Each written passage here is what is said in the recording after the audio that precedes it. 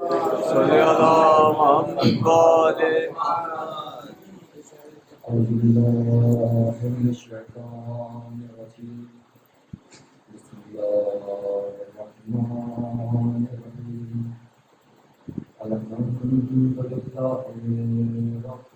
العالمين الصلاة والسلام على أشرف الأنبياء والمرسلين وسر الله في العالمين إنه رب المشرقين والمغربين جد الحسن والحسين والقاسم محمد اللهم صل على محمد والے محمد وعلى أهل الطيبين الطاهرين المعصومين ولعنة الله على أعدائهم ومنكر فضائلهم ومصائبهم وشجاعتهم وسخاوتهم وعزمتهم وعطشهم وولايتهم أجمعين أما بعد فقد قال الله تبارك وتعالى في كتابه الكريم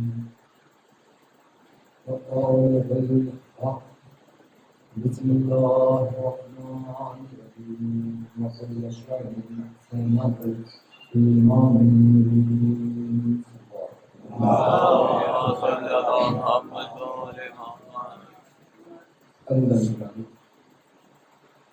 عاشقان محمد شیعہ محمد اور دعائے کی فاطمہ قبر آسمان اللہ تعالی مسلسل دن گزر رہا ہے اور اس وقت بہت تیزی سے آگے بڑھ رہا ہے. گزارش اپنی گفتگو سے پہلے یہی ہے اپنے ذہنوں کو آمادہ رکھے گا صرف اس لیے نہیں کہ یہاں نہیں سے بلکہ دن بھر خود کو مصروف کے بٹھا رکھیے گا جہاں تک ہو سکے ہر دل امکان کوشش کریے گا مجلس حسین میں جا سکیں میں بیٹھ سکیں اور خود سے سجانے کی وجہ سے یہ دن نایاب ہے یہ دن بے مثال ہے ان دن کا ثانی 355 دنوں میں کوئی نہیں ادھر سے الگ ہوتے ہیں اور 355 دن الگ ہوتے ہیں اسی لیے کوشش کریے ان 10 دنوں میں جیسے ہیں آپ ویسے ہی دکھائی دے یعنی عزادار جب عزادار ہوتا ہے تو ہر وقت عزادار ہوتا ہے کوشش کریے گا خود کو عزادار رکھے کیونکہ بڑے بزرگ اور امام کا کہنا ہے کہ عزادار ہر وقت جنت میں رہتا ہے. لوگوں نے اعتراض کیے کس طرح ممکن ہے کہ ہر وقت جنت میں رہے. ہم نے تو دیکھا ہے کبھی سفر میں رہتا ہے کبھی نظر میں رہتا ہے کبھی گھر میں رہتا ہے کبھی فرش رہتا ہے کبھی اپنے گھروں کے کاموں میں مصروف رہتا ہے. آہستہ سے سنیے گا اگر بات سمجھ میں آ جائے ہمیشہ مسلسل اپنے کاموں میں مصروف رہتا ہے. تو اس طرح کس طرح ممکن ہے کہ ایک عزادار ہر وقت ہر پہر ہر گھڑی ہر لمحہ جنت میں رہ سکے. بس اس کی مثال اس طرح سمجھ لو اگر کسی لیکچر میں کوئی ٹیچر پڑھا رہا ہو اور لیکچر دے رہا ہو اور اس کا شاگرد بظاہر بیٹھا تو ہو لیکن اس کا ذہن مطمئن نہ ہو وہ کسی اور کام میں ذہن میں لگا ہو اور توجہ نہ دے رہا ہو تو فوراً استاد کہنے لگتا ہے تم کہاں ہو پلٹ کے اس پہ کہہ سکتا تھا شاگرد کہ میں وہیں ہوں جہاں آپ دیکھ رہے ہو آپ ہی کی لیکچر میں بیٹھا ہوں. لیکن وہ جانتا ہے اس استاد نے اس وجہ سے مجھ سے کہا ہے کہ بظاہر جسم تو میرا یہاں ہے لیکن ذہن میرا یہاں نہیں تھا اس لیے استاد نے شاگرد سے کہا تم کہاں بیٹھے ہو تمہارا ذہن کدھر ہے. تو اسے بھی پتا ہے چھوٹے سے شاگرد کو بھی پتا ہے کہ اگر میرا ذہن جہاں ہوگا میں شمار وہیں کیا جاؤں گا. کاش آپ کے ذہن تک میں اپنی بات پہنچا سکوں. اسی لیے بزرگ علماء کا کہنا ہے کہ عزادار اور مومن ہر وقت جنت میں رہتے ہیں کیونکہ جب مومن اور عزادار کہیں بھی ہوں کسی بھی کام میں ہوں کسی کی طرح پھنسے ہوئے ہوں یا زمین پہ ہو یا آسمان میں ہو یا فضاؤں میں ہو یا گھر میں ہو یا باہر ہو یا کسی کام میں لگے ہو یا خود کے کام میں ہو یا دوسرے کے کام میں ہو جسم بظاہر کام کرتا رہتا ہے لیکن ذہن ان کا قلب بلا ہوا رہتا ہے. ذہن ان کا کرب و بلا میں رہتا ہے، ذہن عشق اہل بیت میں رہتا ہے، دل ان کا اضطراب میں رہتا ہے کہ کب اہل بیت کے فضائل ہوں گے اور کیا کیا اہل بیت کے فضائل ہیں، کیا کیا اہل بیت کے مسائل ہیں. تو ذہن ہر وقت عزادار کا کربلا کربلا کربلا ہوتا ہے نہیں. مومن کا ذہن ہر وقت ذکر اہل بیت، فضائل آل محمد، علی و اولاد علی کے ذہن ہر وقت. تو یہ ذہن جہاں ہوگا وہاں بندہ شمار کیا جائے گا. عزادار کا ہر وقت ذہن ہوتا ہے کہاں؟ کربلا میں. یہی وجہ ہے کہ مومن کے دل اور روح کوئی مقابلہ نہیں کر سکتا. کیوں؟ چونکہ مومن کا دل اور روح اتنا بے مثال ہوتا ہے کہ زمانے بھر کی قدرتیں ایک طرف ہوتی ہیں اور عظمت مومن ایک طرف ہوتی ہے. عظمت مومن ایک طرف ہوتی ہے. تو اپنے ذہن کو، اپنے وجود کو پہچانیے، اپنی قیمت کو پہچانیے کہ آپ کو وہ در ملا ہے جس در جیسا کوئی در نہیں.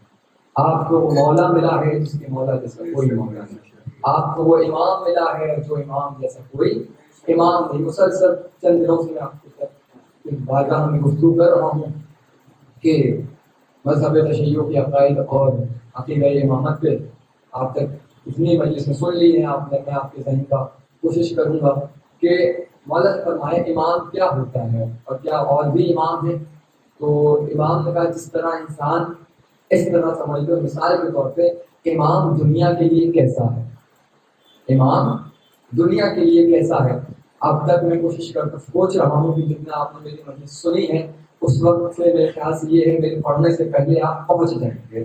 تو کاش آپ کا ذہن بیدار رہے، یہیں پر حاضر رہے، جسم کے ساتھ انشاءاللہ پھر روح کی اور روحانی معراج ہوگی ذکر اہل بیت کے ساتھ.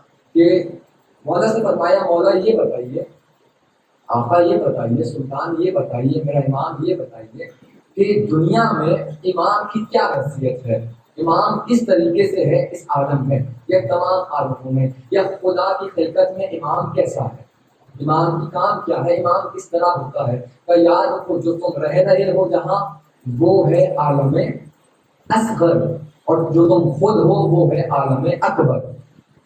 خود میرے مولانا نہج البلاغہ میں اشعار کو اس میں کہا تھا کہ یہ ہے عالم اصغر اور انسان خود ہے عالم اکبر.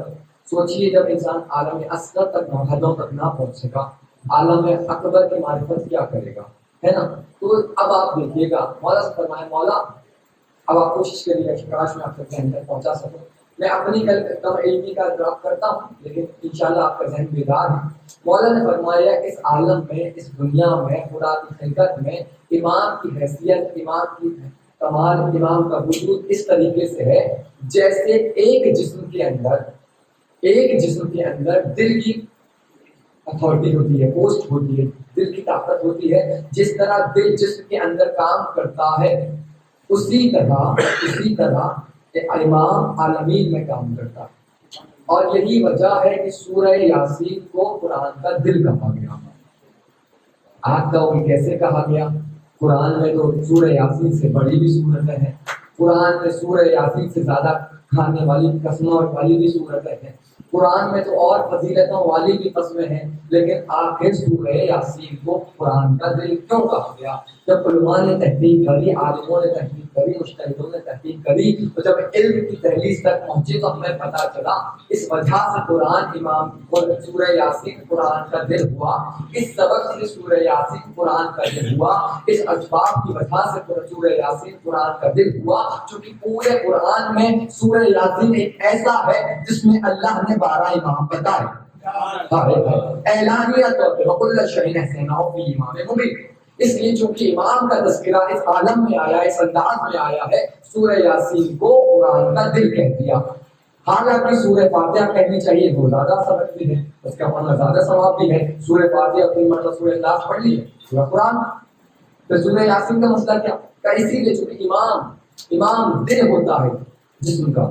تو اب اس طریقے سے آپ اپنے جسم کو دیکھتے رہو، بڑے آہستہ سے پڑھ رہا ہوں آپ کے ذہن میں مقصد پہنچ جائے کہ اپنے وجود کو دیکھتے رہو اور امام کی معرفت کرتے رہو.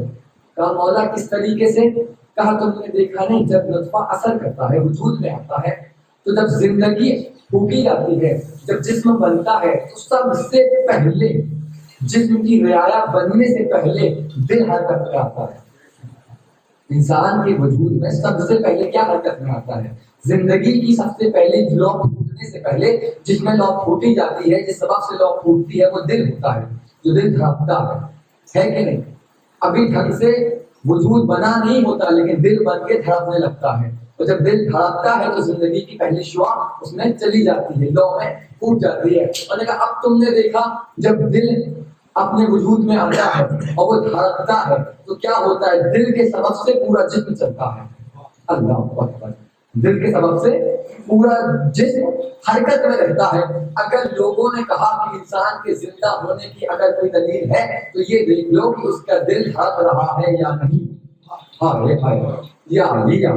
اس کا دل دھڑک رہا ہے یا نہیں۔ اگر کسی انسان کو عالم کبریٰ، عالم اکبر کو دیکھنا ہو کہ کسی کا عالم اکبر زندہ ہے کہ نہیں، کسی کا عالم اکبر متحرک ہے کہ نہیں، کسی کا عالم اکبر اپنے وجود میں ہے کہ نہیں باقی، تو یہ دیکھو کہ اس کے وجود کا امام زندہ ہے کہ نہیں۔ اس کے وجود کا امام، اس کا دل زندہ ہے کہ نہیں؟ اگر اس کا دل زندہ ہے، اگر اس کا دل حرکت میں ہے، اگر اس کا دل چل رہا ہے تو سمجھ لینا اس کی حرکت نہیں چل رہی بلکہ پورا عالم چلا رہا ہے، وہ عالم اکبر چلا رہا ہے۔ اکیلا دل اس کی موجودگی بتا رہی ہے۔ اگر دل ہے تو عالم ہے، دل ہے تو جسم ہے، دل ہے تو جان ہے کہ نہیں؟ یہ بات طے ہے کہ نہیں؟ تو ماننا پڑے گا کہ اگر ایک چھوٹے سے عالم، ایک عالم اکبر میں، ایک جسم میں اگر دل ہو تو عالم کی وجودگی کا پتہ چلتا ہے، تو پھر ہمیں بھی ماننا پڑے گا کہ ایک عالم میں اگر ایک امام نہ ہو تو عالم نہیں چلتا، تو عالمین میں اگر امام نہ ہو تو عالمین کیسے؟ اللہ اکبر! آپ کی بیداری میں سلام، مولا آپ کو سلامت رکھے۔ آپ نے ہم وصول کر رہے ہیں انشاءاللہ، آپ تک جو پہنچے آپ بتاتے جائیے، دل کو سکون ملتا ہے کہ ایک عالم میں اگر امام نہ ہو، بنایا ہوا بظاہر جو حقیقت میں ہے، تو پتہ چلتا ہے کہ اس کی ریت نہیں رہتی۔ اب پوری ریت کیا ہے امام کی؟ امام کی پوری ریت یہ ہے کہ ہاتھ، پیر، آنکھ، ناک، پورا یہ وجود ہے۔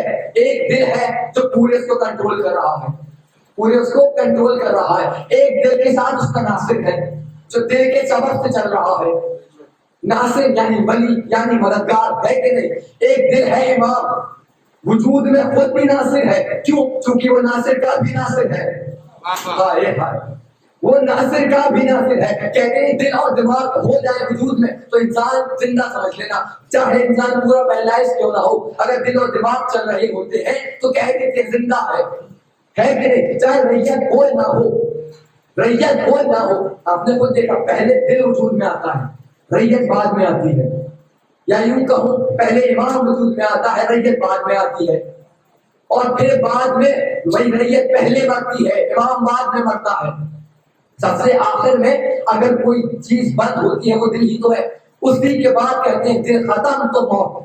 اس سے پہلے بندہ نہیں کہتا کہ مردہ نہیں، مردہ ہے نہیں، جب دیکھ لیتا ہے دل کی حقیقت ختم ہو گئی، دل کا دھڑکنا بند ہو گیا، دل نے اپنے وجود کو چھوڑ دیا، یا امام نے کام کرنا چھوڑ دیا، یا امام مر گیا، یا امام چلا گیا، یا امام ختم ہو گیا، تو ہم بھی مان لیتے ہیں اگر ریت سلامت ہے، اگر ریت چلتی پھرتی ہے، ریت بھرتی کرتی ہے، ریت میں وجود ہے، ریت میں طاقت ہے، ریت پورا وجود میں رکھتی ہے، پورے اعضا ہونے کے بعد اگر امام چلا جائے تو ریت میں مجال نہیں کہ وہ ہل سکے، وہ چل سکے، اپنے وجود میں حرکت کر سکے۔ یہی تو ہم کہتے ہیں کہ ہمارا حرکت کرنا، تمہارا حرکت کرنا، زمانے کا حرکت کرنا، اس بات کی دلیل ہے کوئی امام ہے،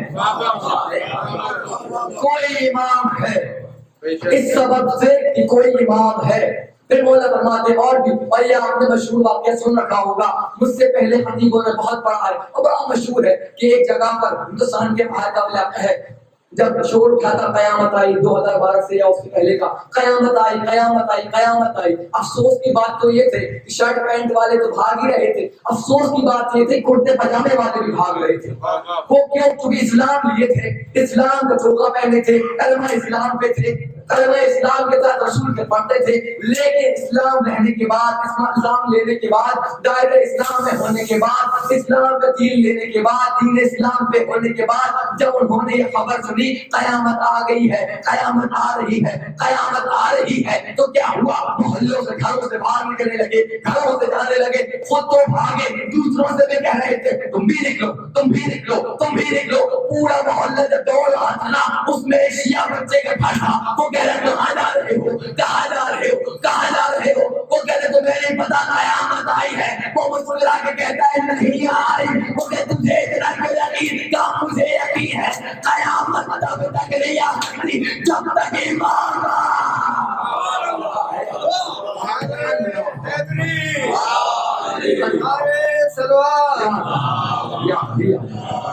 تب تک نہیں آ سکتی، قیامت تب تک نہیں آ سکتی جب تک امامت ظہور نہ کر جائے۔ اتنا عقیدہ چھوٹے چھوٹے بچوں کو ہوتا ہے، پھر کہنا بھی پڑتا ہے کہ ان کہنا پڑتا ہے نا، یہی وجہ ہے کیوں، جو کہ ہمارے یہاں کھوٹی سے ماں کے شیر میں یہ بات پیوست کر دی جاتی ہے بچوں کے ذہنوں میں کہ جب تک امامت ہے، جب تک تمہارا امام باقی ہے، تب تک تم کو کچھ نہیں ہو سکتا ہے کہ یہ بات؟ تب تک تم نہیں مر سکتے جب تک امام نہ چاہے، جب تک امام نہ چاہے تب تک نہیں۔ وہ امام کی رضا ہے تو ہم راضی ہیں، بے شک، چونکہ ہم نے فلسفہ موت کو جان رکھا ہے، ہم جانتے ہیں کہ گلے کٹنے کا نام موت ہرگز نہیں، زبان کٹنے کا نام موت ہرگز نہیں، جسم کو ریزہ ریزہ کر دو یا ٹکڑے ٹکڑے کر دو یا پرزے پرزے کر دو، اس کا نام موت ہرگز نہیں۔ موت تو صرف اس کا نام ہے اگر دل کو باہر نکال دیا جائے یا دل سے رابطہ ختم ہو جائے۔ آپ نے تو دیکھا نا، دل کی اگر کوئی نفس یا ناصر دل اور ناصر دو، چونکہ دل ذہن کو ناصر ہوتا ہے، ذہن پورے دماغ کا، دماغ پورے جسم کا ناصر ہوتا ہے کہ یہ بات نہیں؟ تو اب یہ بات ضرور پڑ گئی میرے آواز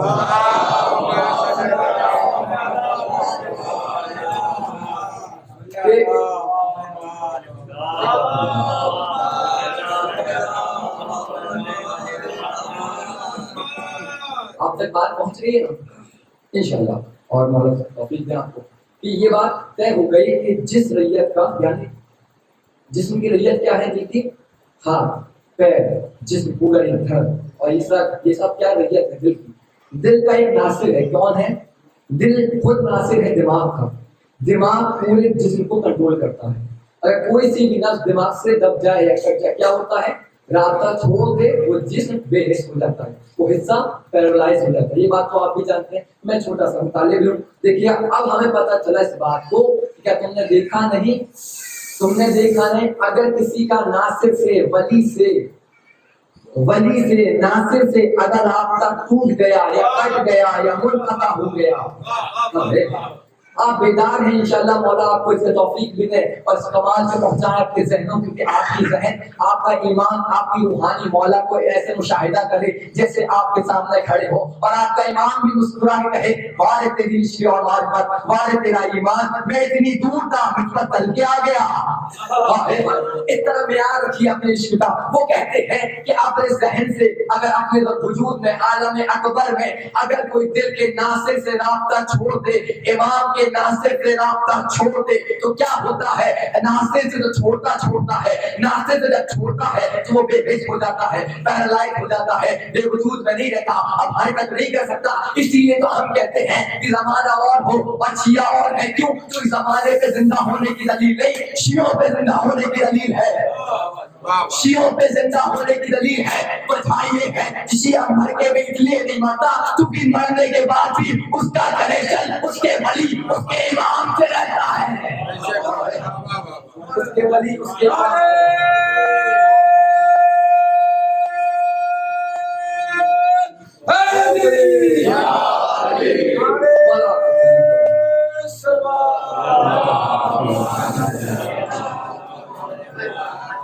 بات پہنچ رہی نا آپ تک کہ اگر کسی کا ولی اور امام سے اگر رابطہ نہیں ہے تو وہ بے حس ہے، وہ جسم رکھ کے بھی مردہ ہے۔ آپ کہو گے سرکار کیسے خراب ہو گیا یہ ہاتھ؟ ابھی تو جیسا پہلے 5 انگلیاں تھی ویسے ہی 5 انگلیاں ہیں، جیسے नाखून थे वैसे ही नाखून है, जैसे रगों में खून था वैसे ही रगों में खून है। दिख रहा है ना सड़ रहा है, ना गल रहा है, ना मिट रहा है, फिर भी आप ये कहते हैं जैसी रात तक टूटा किसी काम का नहीं है कि नहीं? अगर इस हाथ का, इस दिल से, इस सहन से रास्ता टूट जाए फिर कहोगे किसी काम का नहीं। मैं कहूँ कैसे? पहले भी हाथ थे, पहले भी वो कोहनी थी, पहले भी वो बाजू थे, पहले भी उंगलियां थी, पहले भी अंगूठा था, अब भी अंगूठा है, अब भी उंगली है, अब भी बाजू है, अब भी जिस्म है, अब भी जिस्म पे होश है। फिर आप कह सकते हैं कि ये किसी काम का नहीं। आप कहेंगे सरकार बधाई है कि इसने अपने वली, अपने इमाम से रास्ता तोड़ दिया। तो हम भी तो ये कहते हैं अपना वजूद रखने के बाद, जिस्म रखने के बाद, जबान रखने के बाद, गोयाई रखने के बाद, चलने के बाद, उठने के बाद, बैठने के बाद बावजूद, और इसके बाद खाने पीने के बावजूद जिंदा मत कहना। जिंदा वही है जिसका इमाम से राब्ता, जिसका इमाम से राब्ता, जिंदा वही है। इसीलिए तो कुरान ने इशारा करा है, कुछ ऐसे मुर्दा है जो चल फिर रहे हैं,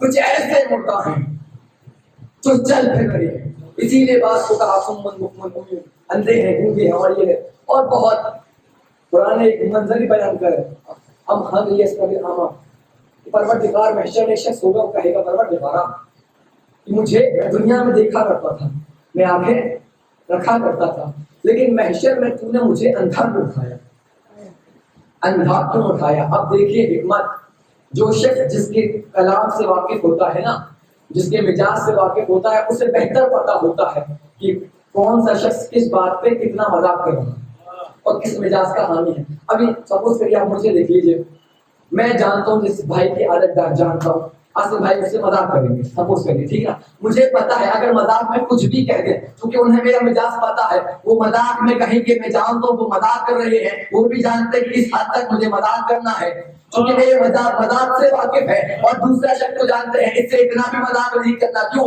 क्योंकि वो इतना बर्दाश्त नहीं कर पाएगा। मैं 10 लफ्ज बर्दाश्त कर लूंगा, वो 2 लफ्ज नहीं कर पाएगा। तो पता चला उस पर 2 लफ्ज भारी, मुझे 10 लफ्ज भारी, उसने 2 लफ्ज बर्दाश्त नहीं कर सका, मैं 10 लफ्ज बर्दाश्त कर दिया ना, तो एक लफ्ज वही, कलाम वही, मजाक वही, लेकिन किसी ने कबूल कर लिया, कोई कर ना सका। तो अपना अपना मिजाज खाना, कुरान का भी अपना मिजाज है, पहचानना आपको है किससे किस मिजाज में सुनना है, किससे किस मिजाज में बोलना है। इसीलिए कुरान ने नाम नहीं लिए, इशारे करे, इशारे करे, क्योंकि वो जानता था जो अपना होगा मिजाज पहचान लेगा, जो नहीं होगा वो यही रहेगा आंखों के अंधे थे।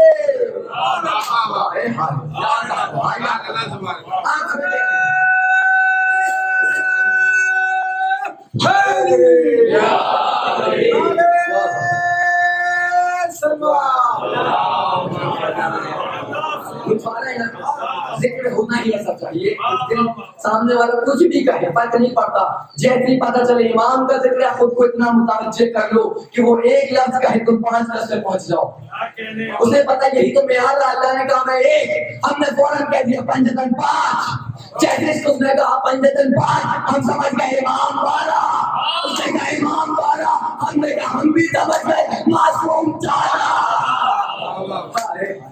ये मेयार होना चाहिए। उसे हमें पता है खुदा एक है, लेकिन उसने 5 को जाहिर किया, 5 है, 5 ने 12 और 12 ने 14 जाहिर होते गए होते गए। ये हमारा मिजाज है। अब कुरान कह रहा है महशर में एक शख्स होगा, वो ये कहेगा परवरदिगारा तूने मुझे अंधा क्यों उठाया, जबकि मैं दुनिया में देखता था, उनको वसीम दुनिया में देखा करता था।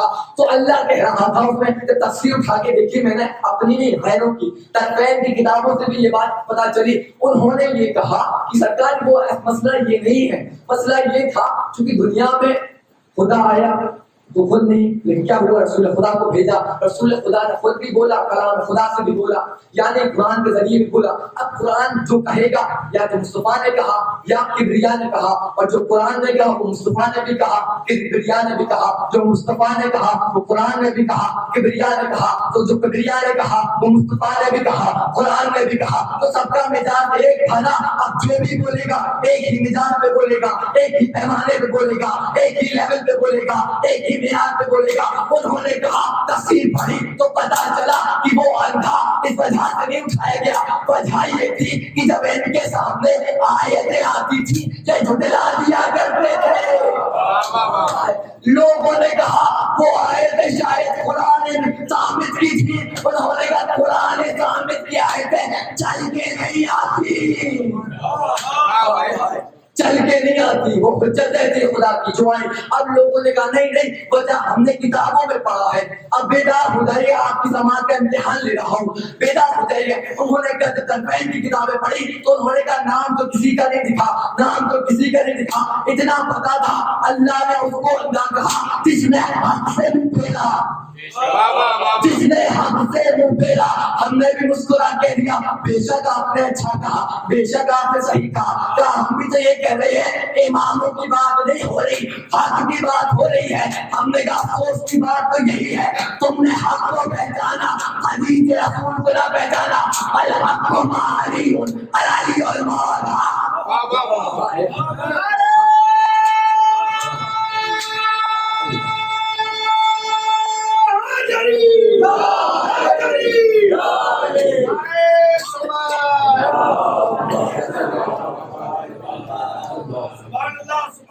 حق سے منہ پھیرنے والا اندھا ہے. اس لیے خدا بھی جس نے ہماری حجتوں سے نگاہیں پھیری بروز حشر اللہ بھی نگاہیں پھیر دے گا.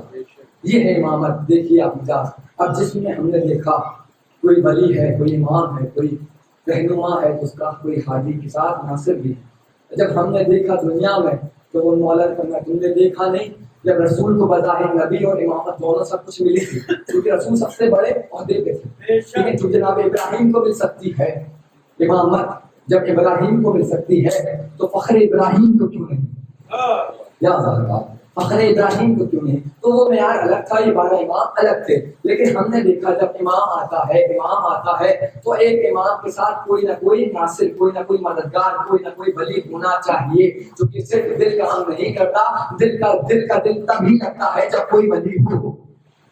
ہاں, دل کا دل تب لگتا ہے جب کوئی ولی ہو, تب وہ کام اچھے سے کرنا پسند کرتا ہے. جب دماغ ہو, دماغ اچھے سے ہو تو اس کے وجود میں الگ ہی اسرار ہوتے ہیں, وجود میں الگ ہی کمال ہوتا ہے. ویسے وجود ہوتا ہے لیکن ظاہر کمال تب ہوتے ہیں جب دماغ ہو, ہے کہ نہیں. آپ دیکھیے بچہ ہے جس میں کہتے ہیں سب کچھ ہے, دماغ نہیں, کسی کام کا نہیں. جب دماغ ہو نہیں تو شریعت بھی اس پہ حکمایت نہیں کرتی. ہاں مولانا ہے, پوچھ لیجیے گا جب دیوانے پہ شریعت ہے کہاں نہیں ہے, دیوانے پہ روزہ ہے کہاں نہیں ہے کہ نہیں. کیوں؟ چونکہ اس نے اپنے ولی کو نہیں سمجھا. اس کا ولی کسی کام کا نہیں, اس کا ناصر و مددگار کسی کام کا نہیں. جس دل کے پاس ناصر و مددگار نہیں ہوتا وجود رکھتے بھی شریعت عائد نہیں کرتا. اب سمجھ میں آیا کہ رسول خدا نے 40 سال کے بعد کیوں کہا قولوا لا الہ الا اللہ تفلحوا, لا الہ الا اللہ کہو. آؤ میں قرآن لے کے آیا ہوں, آؤ مجھے نبی تسلیم کرو. پتہ اس لیے چلا کیونکہ نبی کہہ رہے تھے میں اپنا وجود تو رکھتا تھا, ناصر و مددگار نہیں رکھتا تھا. اس لیے اسلام دین خدا تو تھا, اسلام میں نماز تو تھی, روزہ تو تھا, حج تو تھا, لیکن ظاہر نہیں کیا. ظاہر کب کیا؟ جب کعبے میں علی آ گئے. جب کعبے میں علی آ گئے. کیوں؟ چونکہ کعبے کا غلاف پکڑ کے کہا سلطان نصیر دے دے, سلطان نصیر دے دے. بتا نہیں کیا نصیر نے مانگ رہا اپنے ملے گا ناصر و ولی. ولی مانگ رہا ہوں, اس عالم کا ولی مانگ رہا ہوں, عالمین کا ولی مانگ رہا ہوں. اب سمجھ میں آئی بات آپ کو کہ رسول کیوں 40 سال تک خاموش رہے.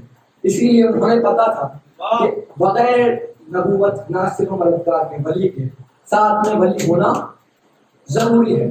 اسی لیے آپ دیکھ کسی بھی امام کو دیکھ لیجیے, پنجتن میں جب رسول کو دیکھا تو علی ولی دکھے, ہے کہ نہیں. پھر جب حسین شہید کو دیکھا تو بنت علی ولی دکھی, اور بھی ولی دکھے. لیکن آپ تھوڑی 2 دن میں اور دیکھیے, آپ دیکھیے آپ کا امام کس میں آ گیا, آپ دیکھیے آپ کو کیا دولت ملی. آپ دیکھیے اسی لیے کہا سب سے پہلے وجود میں حرکت کرنے والا دل ہوتا, اور سب سے پہلے سب سے آخر میں اگر کوئی چیز بند ہوتی ہے جس کے بعد کہا جا سکتا ہے کہ یہ مردہ, پھر وہ کیا ہوتا ہے, وہ بھی امام ہوتا ہے. امام کے بغیر نہ یہ عالم اکبر ہے نہ عالمین ہے. نہ عالم اکبر ہے نہ عالمین ہے. بس اتنا سمجھ لیجیے کہ توسل کریے. تو کہتے ہیں جس کا دل اچھا ہو، جس کا دل صحت مند ہو اور دماغ، تو طبیعت اپنے آپ سکون میں رہتی ہے. طبیعت اپنے آپ سکون میں رہتی ہے. اگر جسم میں کہیں زخم بھی آ جائے نا، زخم بھی آ جائے، چوٹ بھی لگ جائے، فوراً دل اور ذہن وہاں بلڈ پمپنگ کر کے وائٹ بلڈ سیلز ہو جائے، جتنی بھی سب کچھ بھیج کے فوراً اس کو صحیح کرنے میں لگ جاتا ہے بلڈ. کیوں؟ یہ دماغ اور دل کی وجہ سے جو ہے تو وہاں پہنچ جاتا ہے، وہ جانتا ہے کہاں زخم ہے. اللہ اکبر. ابھی 2-1 منٹ بعد تھکیے گا انشاءاللہ، پھر میں آپ کو مساج کروں گا. اسے پتا ہوتا ہے جہاں ریت کو کہیں زخم آیا، جہاں ریت میں کہیں ضرر پہنچا، جہاں ریت کا خون ظاہر ہوا، تو فوراً دل اور دماغ سمجھ جاتا ہے کہاں لگی ہے. آپ دیکھو، آپ کہیں بھی دیکھ رہے ہو، کہیں بھی دیکھ رہے ہو، پیچھے جب ہلکا سا جلتا ہوا کوئی سریا لگا دیے، جیسے جلسہ کو کوئی تیلی یا کچھ بھی لگا دی، جہاں لگائیں گے فوراً دماغ متوجہ ہو جائے گا. یہ نہیں کہے گا آپ بلڈ کو یہاں جانے دو پھر کروں گا. ہائے ہائے. پہلے اگر دل کا مسئلہ آتا تو کیا آتا؟ دل تک بلڈ جاتا، پھر پتہ چلتا وہاں لگی ہے، پھر واپس ہو جاتا، ٹائم لگتا نا. لیکن جیسے ہی یہاں زخم ہوا، فوراً ذہن کو پتہ چل گیا، دماغ کو پتہ چل گیا چوٹ لگی ہے، فوراً وہ سپلائی بھیجنا شروع کر دیتا ہے. زخم بھر جائے، زخم بھر جائے، بلڈ چلنے جاتا ہے نا، وائٹ بلڈ سیل چلی جاتی ہے نا. وہی تو ہم کہتے ہیں تمہیں پریشان ہونے کی ضرورت نہیں. اگر تمہیں زخم لگتا ہے، تمہارا امام متوجہ رہتا ہے، وہ جانتا ہے کس ریت کو کہاں کس وقت چوٹ لگی. وہ کہتا ہے مانگو مجھ سے میں دوں گا، لیکن امام کہتا ہے ہمیں بتا کے رکھنا، ہمیں تھامے رکھنا. تم اگر ہم کو تھامو گے دنیا بھی عبور کر لو گے، آخرت بھی، دنیا بھی عبور کر لو گے، آخرت بھی. پھر تم نہیں جاؤ گے، ہم لے کے جائیں گے. بس شرط ایک ہے، ہم کو تھامے رکھنا، ہم کو پکڑے رہنا. جب تم ہم کو پکڑے رہو گے تو مثل سلمان ہو جاؤ گے. جب تم ہم کو پکڑے رہو گے تو مثل میثم عمار. اللہ سبحانہ اللہ. میں زیادہ پڑھنے کا عادی بھی نہیں ہوں، کیونکہ میں کوشش کرتا ہوں کہ کم وقت میں جتنا زیادہ ہو سکے اتنا لے لیجیے. چونکہ بشریت ہے نا ہمارے اوپر، ہم بھی جسم رکھتے ہیں. ہم جانتے ہیں زیادہ دیر بیٹھ جائیں گے، تھک جائیں گے تو پھر کیا ہوگا، دل اٹھے گا. تو جتنا ذہن ہو جائے متوجہ رہیے، لیکن یاد رکھیے اپنے آپ کو طاقت کو اکٹھا کر لیجیے. میں اس لیے نہیں کہہ رہا کہ میں کسی اور کو نہیں جا رہا ہوں، میں یہ کہہ رہا ہوں اپنے وجود کو. ابھی تک جس حال میں تھے، میں نے آپ سے یہ نہیں کہا کہ زبردستی کریے، زبردستی ذہن کو متوجہ کریے، لیکن میں اب یہ کہہ رہا ہوں اپنے وجود کو، اپنے ذہن کو یہاں لیں، اب کربلا لے جائیں، اور اپنے وجود کی توانائی کے ساتھ ذرا ذہن میں رکھیے ایک بچہ ہے،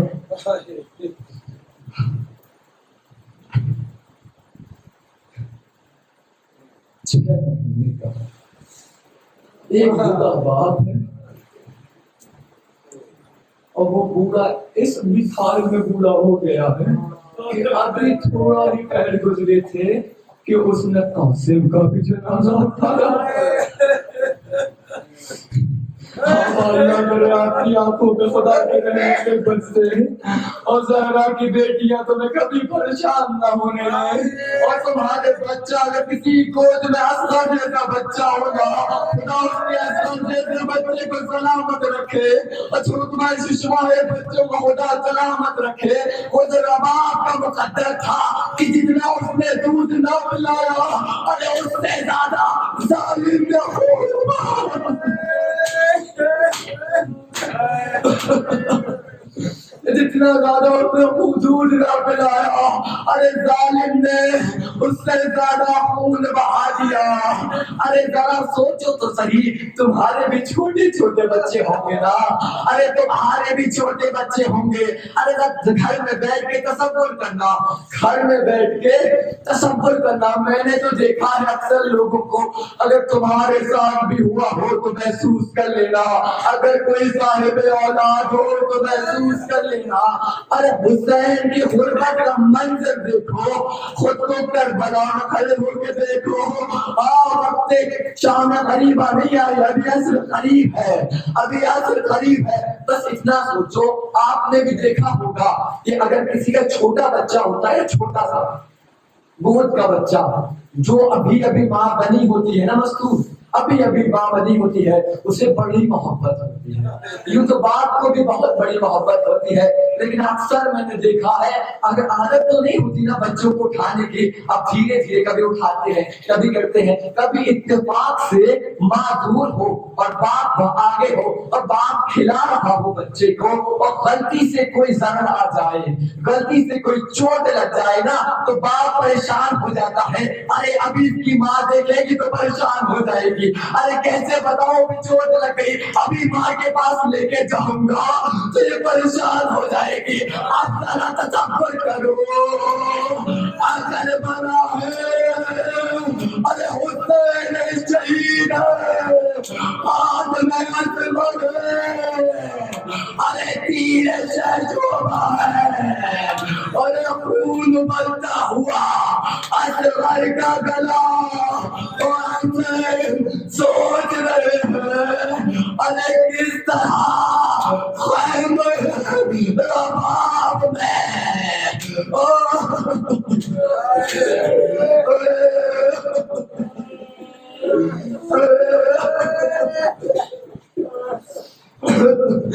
ارے کس طرح خیمے رباب میں لے کے جاؤں، ارے چلتے ہیں پیچھے ہٹ جاتے ہیں، پھر بڑھتے ہیں پھر پیچھے ہٹ جاتے ہیں، رابی کہتا ہے کہ کیوں ہٹ رہے ہیں مولا؟ وہ کہتے کیسے بتاؤں، ارے کس حال میں لے کے گیا تھا، ارے کس حال میں اصغر کو لے کے جاؤں گا، ارے رباب پر دو ہی تو نگینے ہیں، ایک اصغر ایک رباب کی سکینہ، ارے اصغر میں جب جانا تھا سکینہ کھڑی تھی، رباب کھڑی تھی، اور اتنا کہہ رہی تھی کہ ابا اے بابا جان اے میرے والی اتنا بتا دو کہاں جا رہے ہو، کہاں جا رہے ہو؟ اصغر کو پانی پلا لائے، اصغر کی پیاس ختم کر لے، اصغر کی پیاس ختم کر لے، ارے بڑے نازوں سے دیا تھا، ہاں ہاں تم نے بھی دیکھا ہوگا، ارے تمہاری بھی بہنیں ہوں گی، بڑا ناز ہوتا ہے بہن پہ، ارے بہن اپنے شوہر کے لیے اتنی دعا نہیں کرتی، ارے جتنا اپنے بھائی کی ارے جتنا اپنے بھائی کے لیے، ارے جب گئی تھی نا ارے سکینہ کبھی اصغر کا گلا چومتی، ارے اصغر کے بازو چومتی، اصغر کی آنکھیں چومتی، اصغر کا چہرہ چومتی، ارے بڑے نازوں سے غلاف میں لپیٹ کے اصغر دیا تھا، ارے کس حال میں اصغر واپس کروں، ارے دیکھے گی جب اصغر جیسا دیا، ارے خون ابلتا ہوا اصغر، ارے کس حال میں منظر کہتے ہیں، ارے میاں میز کہتے ہیں کہ یہ درِ نجف ابھی یاقوت بنے گا، ارے جھولا علی اصغر کا ابھی تابوت بنے گا۔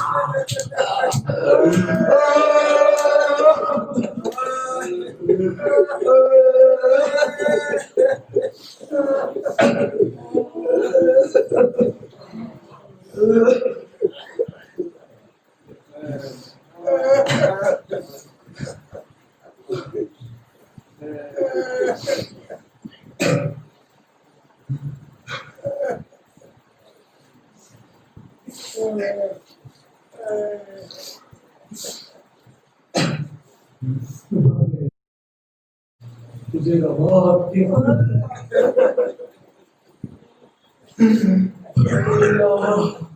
تجھے سکینہ کے بھائی علی اصغر کا واسطہ، میرے خدایا ہمارے پڑھنے کے سننے میں کوتاہی ہو گئی ہو سے بخش دینا، میرے خدایا ان آنسوؤں کا واسطہ جو مصائب علی اصغر میں تھے، میرے خدایا جہاں بھی پروردگارا مجلس حسین ہو گئی ہے وہاں سب کو حفظ و امان میں رکھنا، اور جہاں نہیں ہو پا رہی وہاں اس مظلوم کے تیر کھانے کا واسطہ